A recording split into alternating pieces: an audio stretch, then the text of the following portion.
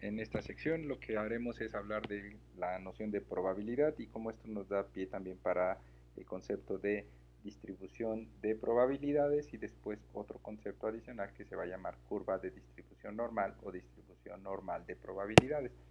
La idea en el fondo es que si podemos saber o podemos entenderlo con este concepto de probabilidad que vimos anteriormente, que se refiere que es una manera de medir el riesgo ya que está asociado a una variable aleatoria y que dentro de una variable aleatoria todo su espacio de eventos posibles o todos los resultados posibles que pueda adoptar, en el fondo todos tienen asociados una probabilidad de ocurrencia. Esa es la idea de que en el fondo, si bien una variable puede ser continua o puede ser discreta o categórica, todos los resultados posibles siempre de alguna manera van a tener asociados una probabilidad de ocurrencia. Esto es que pueden ocurrir en algún momento, no sabemos cuándo puedan ocurrir, pero lo que sí podemos conocer es el nivel o el tamaño de incertidumbre medido mediante las probabilidades de que ocurra cada uno de esos valores.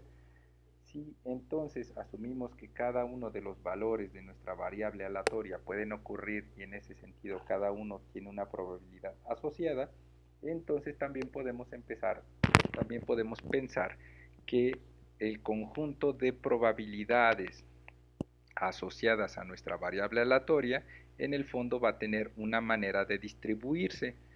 Y esa distribución se llama una curva de distribución de probabilidades. El asunto es el siguiente es un supuesto teórico y el supuesto es que si en el fondo nuestra variable aleatoria es distribuida a partir de la influencia del azar o el azar es la que hace que nuestra variable aleatoria se distribuya en la realidad, entonces el azar también podemos saber que tiene una manera en que se distribuye, una forma de distribución. El azar, la manera en que se distribuye el azar, usualmente se le llama como curva de distribución normal. Esa es la manera en que se distribuyen las probabilidades de una variable aleatoria que es completamente influida por el azar. Esta curva de distribución normal usualmente se le conoce como curva de distribución normal o la campana de Gauss, y una característica específica de la distribución normal es esta, o más bien lo que vamos a hacer es ver cómo se distribuye una curva de distribución normal.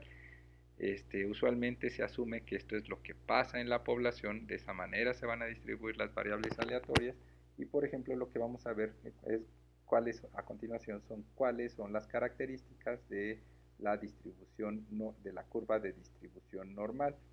La primera característica es que los valores de la media, la mediana y la moda de la distribución son idénticos. Esto lo vamos a replicar, o sea, a simular utilizando algunos vectores. Por ejemplo, vamos a construir un vector que se llama x, que vamos a graficar posteriormente, y lo vamos a guardar. Y este vector x lo vamos a guardar como objeto y en el fondo utilizaremos este comando sec, que es lo que nos quiere decir, vamos a construir una secuencia, un vector, que es una secuencia de valores que van a empezar en -4, separado, y van a terminar en 4, y cada valor o cada punto a simular dentro de este vector tiene una distancia de 0.1. Entonces, si copian todo esto y lo pegan en RStudio, vamos a simular esto. Por ejemplo, para saber qué forma tiene X o qué valores hay en X, lo pueden mandar llamar, escriben X, control enter y entonces los valores empiezan en -4 y terminan en 4 y hay una separación de 0.1, entonces pasamos de -4.1 a -3.1 y tenemos con nuestro eje del X. Ahora falta graficar nuestro eje Y. Este eje Y le vamos a llamar normal, lo vamos a guardar como objeto y vamos a utilizar el comando dnorm. Dnorm se refiere a D de distribución, normal, vamos a simular una distribución normal para los valores de X. Si esto lo copian y lo pegan, en RStudio lo que estamos haciendo es construir un vector que va a ser nuestro vector en el eje de las Y. Y si esto lo mandamos llamar un summary para ver los valores de X, entonces de la distribución de X, Entonces vamos a ver que el valor de la media y la mediana son exactamente idénticos, que es la primera característica de nuestra distribución normal. Y la segunda característica de una distribución normal es que la curva de la distribución es simétrica en ambos lados alrededor de la media. Esto es que es como una gráfica espejo. Lo mismo que hay lo que ocurre hacia de la media hacia la izquierda es exactamente lo mismo que pasa de la media hacia la derecha. Y la tercera característica de la curva de distribución normal es que las curvas son asintóticas. Esto quiere decir que los extremos de las curvas, tanto a la izquierda como a la derecha, tienden a descender, se acercan mucho a cero, pero nunca van a tocar a cero, al valor de cero. Eso quiere decir que sean asintóticas. Cada vez se van haciendo más pequeñas hacia los extremos, pero en el fondo nunca van a tocar a cero. Y esto lo podemos ver si mandamos llamar una gráfica con el comando plot, abrimos paréntesis, escribimos primero el valor de x o el valor del eje de las x, después separado por una coma el valor del eje de las y, separado por una coma el siguiente argumento va a ser type igual y le ponemos entre comillas L para que lo grafique todo como una línea. Estamos utilizando aquí el comando base para graficar, el comando base de R para graficar esto.